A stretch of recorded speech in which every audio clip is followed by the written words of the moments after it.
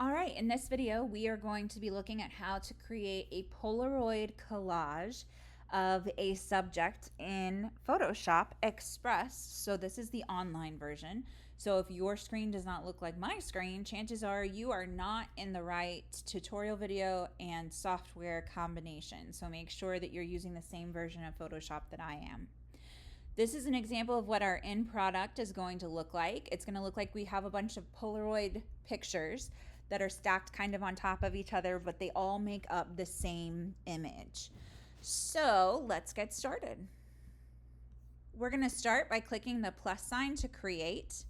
And we are going to click on, actually today we're going to use custom size. So go ahead and click custom size.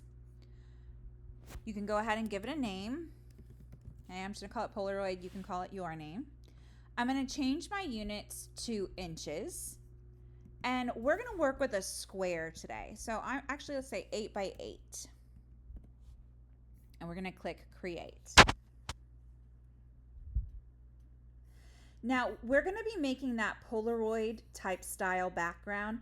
And the background of a Polaroid is white. So we want to start by giving our background layer a color so that we can see it while we're working with it. So I'm going to come over here. I'm already highlighted on layer 1.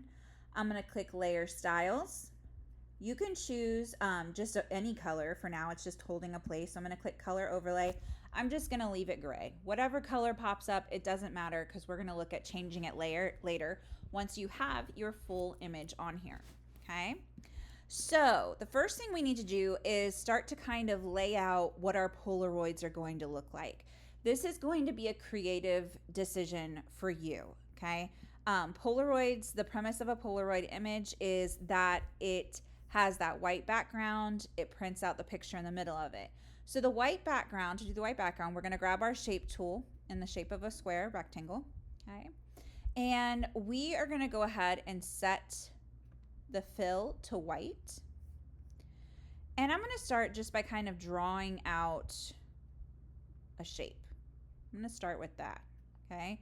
You may find that you want to adjust and change this along the way, and that's a-okay. I'm going to switch my color so that now I'm using black, and I'm going to draw out a square shape. Now you can decide how far down. This is the picture part of the Polaroid. You don't want it to be the exact same size because that doesn't look like a Polaroid. So I'm going to go here-ish. Okay. Now it happens to be white. You can click on the fill, change it to black. Let's see. It should be changing to black.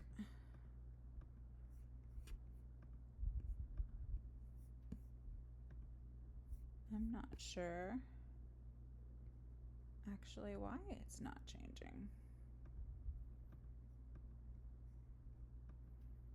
There we go. All right. Now this is looking a little funky. Okay. I don't think it's exactly the shape that I want. So I am going to, I accidentally added a layer there that I didn't want. I'm going to start to grab my move tool here and I'm going to fix this a little bit. I'm going to try to make it feel more like a Polaroid because right now it's not feeling super Polaroid to me. That's better when I look at it like that. The important thing is you want to get your first shape to be exactly how you want all of the Polaroids to look because you're going to be doing a lot of copying and pasting or duplicating throughout the process of this project. So don't move on from the first Polaroid until you are truly happy with how it looks. Now we're going to have a lot of layers. So labeling your layers in this project is going to be very important. So I'm going to go ahead and change this to W1 because it's my first white rectangle. And I'm going to change this to B1 because it's my first black rectangle. Okay. Now we're going to duplicate these layers together at the same time because it's important that they all stay the same size. So I'm going to click on B1. I'm going to hold the shift key on my keyboard and click W1. And you can see that now they're both highlighted. Okay. Now you have two options. You can right click and click duplicate, which I'm going to do for this one, or you can use the shortcuts Command C and Command V as in Victor. So I'm going to click duplicate, and now it looks like nothing's changed over here, but I can see I have 2 more layers. So right now they're stacked on top of each other, and I can click and drag.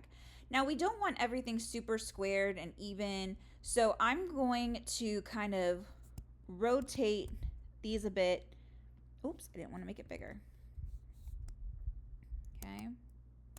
I'm going to come to move so I can get those corners to rotate. I'm going to come back down here and grab B1 and W1. Whoops, not all of them. Just the ones. And I'm going to move. Even I forget. I have to change the tools. Okay. I don't know why it is doing that. Okay. There we go. And I'm going to kind of start to overlap them a bit. I feel like I tilted this one too much. So I'm going to come over here and name this one W2, B2. And I'm going to grab them both again using the shift click. And I'm going to rotate them back a bit so there's not quite such a big angle difference. Okay.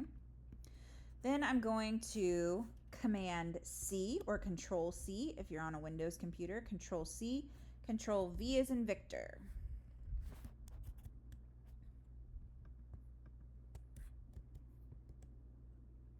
That's not working on here.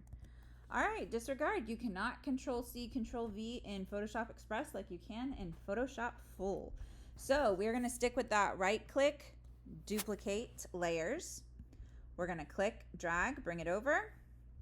I'm going to go ahead and rotate a bit. And it's okay if your pictures come off the page because we're going to look at how to change and move everything together at one time a little bit later in the project. So we want them just kind of all wonky and off-centered a bit. I'm going to go ahead and come up here and change this to W3, B3. I'm going to click B3, shift, click W3, right click, duplicate, click and drag it down. I'm going to go ahead and give this one a little turn here. Okay, I'm going to rename W4, B4. I'm going to click W4, shift, hold, B4, right click, duplicate. I'm going to go ahead and pull this one over to this side and give it a little, rotation. I'm going to pull it in a bit like that. Okay. I'm going to come back up to the top, rename, W5, B5. Again, with clicking B5, shift, hold, W5, right click, duplicate. I'm going to drag this one to the middle, straighten it up a bit, bring it down. Okay. And then I'm going to change the name. So we're at W6, B6.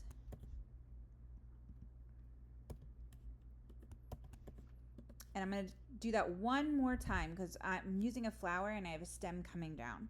So I'm going to go ahead and click on B6, shift, W6, control, duplicate. Okay. I'm going to grab my move tool, pull this down, kind of offset it, turn it a bit. Okay. And I may have to edit that one a little bit when we come back and we put our picture at the end. And I'm going to change the names, W7, B7. Now you can choose how many Polaroids you want to have in your collage. This is how many I am going to go with for my collage. I think in the example I actually have 8. So it's up to you and how you feel like it's going to best fit your image. So the next thing we need to do is add in the image that you're going to use. So I am going to grab a picture of this daisy and I'm going to bring it in. Now, it's up here at the very top, and I'm gonna go ahead and lower the opacity for a minute because I need to be able to see the Polaroids behind the picture. Because what we're gonna do is we're gonna stretch this picture out so that it covers all of the Polaroids. Now that is gonna mean that more than likely the picture is gonna go off of the page, and that's okay. You're not gonna get the whole picture in this project, but that's why I said whatever your picture is, your subject is, you really want it to take up the frame and really hold a lot of space because the picture is going to be very broken up, so you want it to be nice and big and clear. Now, I told you a second ago I thought we may have to move this Polaroid over. I'm right, because my stem is coming down here, so I'm going to have to move that Polaroid over here in just a second. Let's go ahead and bring the opacity all the way back up, and then I'm going to use this little eyeball right here, and I'm going to turn it off. Okay. So this image, the most important part of this project, is that this image stays in the exact same position and the exact same size. Otherwise, this is not going to work. So what we're going to do is we are going to duplicate. We're really practicing that duplicate skill. We're going to duplicate this layer, and we're going to drag the copy of it all the way down. So I'm clicking, holding, dragging towards the bottom. Okay, if it's not playing nice, you can kind of drop it. Scroll, click, hold, drag. Okay. All right. We can also extend our layers here. Okay.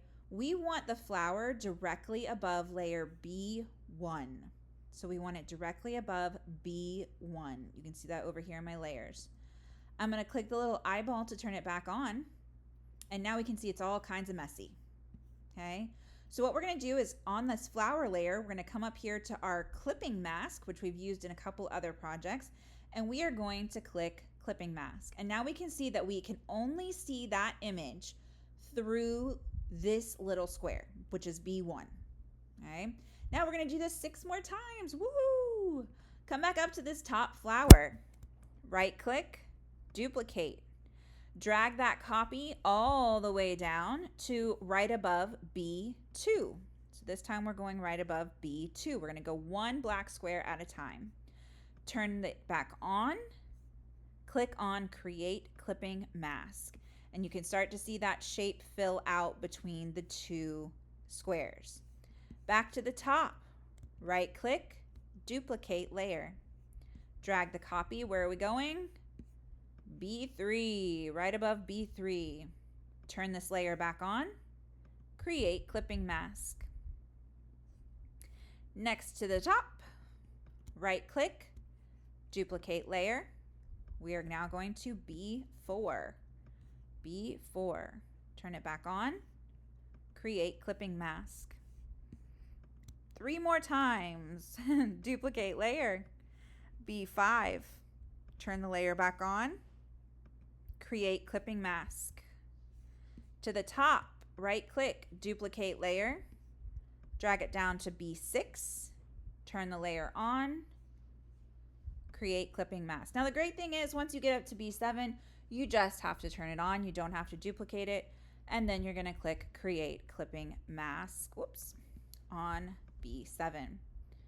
And I undid my clipping mask. There we go. So I want to adjust this picture down here because I can't see the stem. All right, so this down here I know is B7 and W7. So I'm going to click B7 and W7. Okay, I'm going to do the command or the shift hold and click. And then I've got my move tool.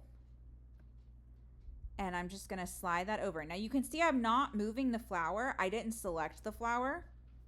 Okay. But I'm going to move this so that I can see the stem of my flower. Okay. Now, this looks lopsided to me. I don't like it because everything's over here and I want to recenter all of it. So what I'm going to do is come up to my very top layer, my very top flower. I'm going to click on it. I'm going to hold the shift key, come all the way down to W1. Now I have everything. I have my move tool. And now I'm going to kind of slide this around the page until I find the placement that I want. Now that I have this lovely colorful flower, I realize I actually hate the gray background. We need to change that. So I'm going to come down here to layer 1. I'm going to click layer styles. I'm going to trash that color overlay. Okay. Well, actually we can do new and gradient overlay. I'm going to choose a nice light color. Now you're like, why can't I see that? Well, let's take a look at our layer. We have a problem because we have two overlays. So I'm going to click the eyeball next to my color overlay so that ugly gray goes away. And now I can see this really pretty nice pastel background. Now I'm looking at this and this section bothers me. The way that these Polaroids are overlapping this weird white area. So I know this one back here is W2 and B2. So I'm going to click on W2, Shift B2, and I'm just going to tweak this a little bit. I'm going to bring this Polaroid down a little smidge so that it fits a little bit better in here. And you can do that and tweak your Polaroids to make sure that it's exactly what you want before you're finished. When you are done, come over here to the 3 menu bars, come down to Export As, make sure you're saving it as a PNG or a JPEG, give it a name, export it and save it to your computer, and then upload it to Schoology.